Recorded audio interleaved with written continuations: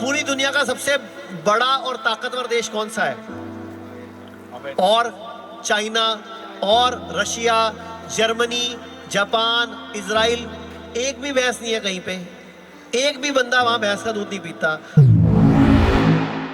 हम हेल्दी कैसे हो सकते हैं? अच्छा फिर दूसरी बात बताओ, हमारी देश में कहावत क्या है? गाय हमारी भैंस पे क्या है? अकल बड़ी के, जोर से बोलो, गई भैंस, काला अक्षर, जिसकी लाठी, भैंस के आगे।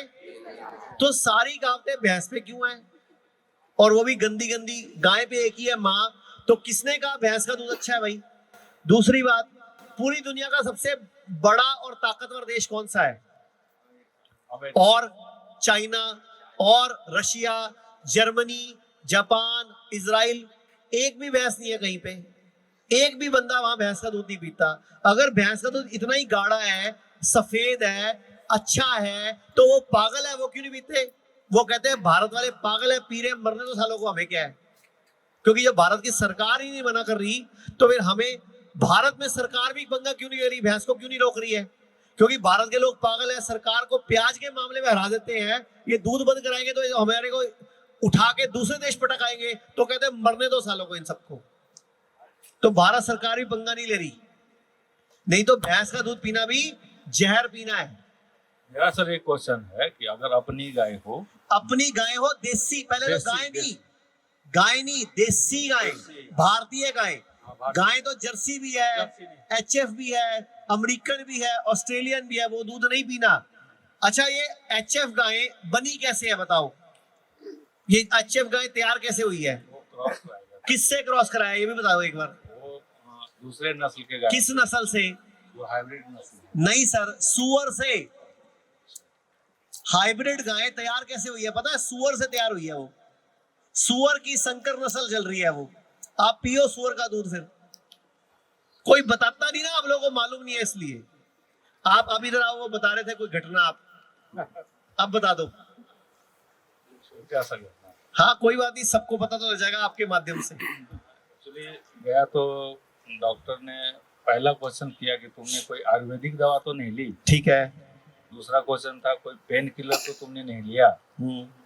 पेन किलर तो कभी कभी लोग ले ही लेते हैं पेन होने। आप डॉक्टर के पास गए किस बीमारी के लिए थे? वो इसके किडनी के लिए। किडनी फेल के लिए? किसकी किडनी फेल हुई? मेरे भाई की। भाई की। वो है अभी यहाँ पे? कितनी उम्र है उनकी? वो 43 साल के। तो आपने फिर बोला कि आयुर्वेदिक दवाई नहीं ली हमने कोई, ठीक है, तो क्या अब किडनी ठीक हो जाएगी? बोला उसने फिर आयुर्वेदिक ली मैंने अब? नहीं, उसके बाद उनका ट्रीटमेंट चलता रहा। हाँ। और ट्रीटमेंट चलते चलते ये 2019 की बात है, फिर कोविड का टाइम आया तो वैक्सीनेशन वगैरह भी हुआ 3 टाइम्स। अभी वो बोलते हैं कि जो वैक्सीन लिए हैं कोरोना का, 3 वैक्सीन लिए हैं, तो उससे भी ये इफेक्ट कुछ लोगों को आ रहा है। अब ये हो रहा है। अब इनकी क्रिएटिनिन, उस समय इनकी क्रिएटिनिन जब मैं गया था तो वो 3 के आसपास था। ओके। अभी उसका चला गया 7 से थोड़ा नीचे है।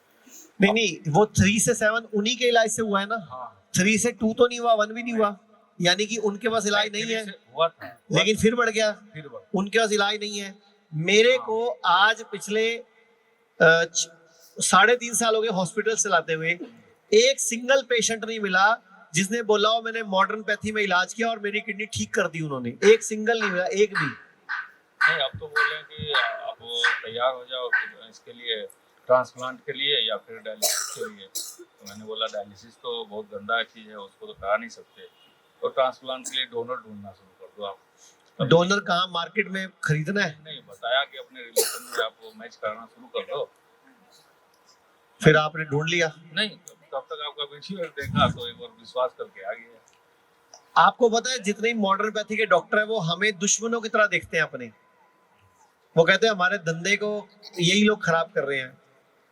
नहीं, आप धंधा तो सर वो भी कर रहे हैं, आप तो इलाज करने की कोशिश कर रहे हैं, लोग ठीक भी हो रहे हैं। हम सिर्फ और सिर्फ ये चाहते हैं कि लोग इतना जागरूक हो जाएं, इतनी नॉलेज ले लें कि हमारे पास भी नहीं आना पड़े, अपने आप ही घर पे ठीक हो जाए। जैसे वो मैडम ने किया जो गुवाहाटी से आए थे, कि घर पे अपने आप ही अपने आप को ठीक कर लिया।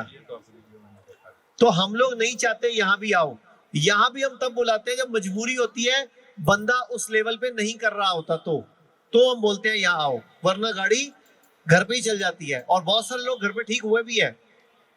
भाई राजीव दीक्षित जी के भारत को विश्व गुरु बनाने के सपने को पूरा करने के प्रयास में एशिया का पहला 1000 बेड का integrated hospital Shuddhigram HIIMS Delhi NCR Meerut में खुल चुका है।